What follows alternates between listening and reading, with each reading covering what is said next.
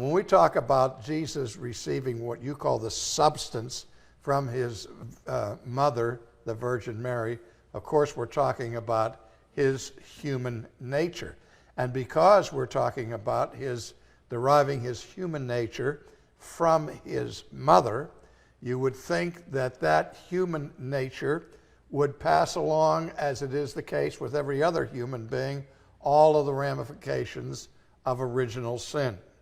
Now, that raises all kinds of theological questions that touch upon it. One of the oldest theological questions is the question of how the soul, for example, is transmitted from parents to their children.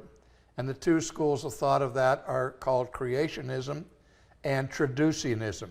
Traducianism says that the whole person, body and soul, is transmitted from the parents to their progeny through the natural process of birth. Others argue, which is called creationism, that every time a human being is born, that person is a brand new creation by the immediate and direct power of God's creativity. And so it's not a matter of transmitting human nature by natural processes. Now, the reason I say that this question that you've raised touches on the dispute over creationism and traducianism is that if you're a creationist, you have no problem with having a human nature coming from the mother of Jesus, yet at the same time being born without original sin if it's a direct and immediate act of divine creation. If you're a traducianist, on the other hand, where you see the body and soul being transmitted through the natural process, then the question that you raise becomes a more difficult problem.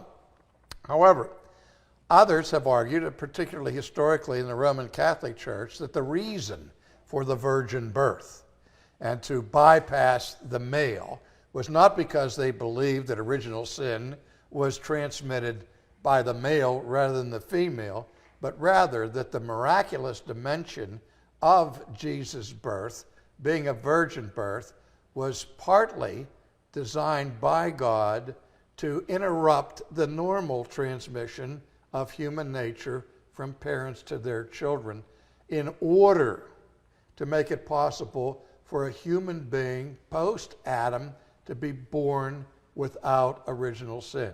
Now, in the mystery of the incarnation, we don't know exactly what process God used to make that so in the birth of Jesus. We do know, as the scriptures teach us, that he was made like us in every respect except one, namely without sin and without original sin.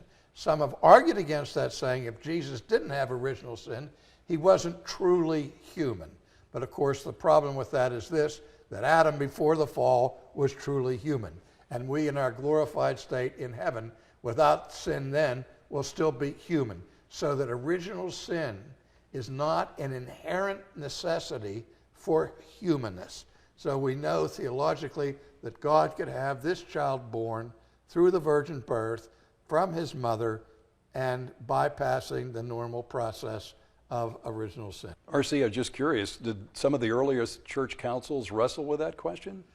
Well, yes, they did. And of course, early on, there was a debate and a dispute over from whence Jesus' divine nature came.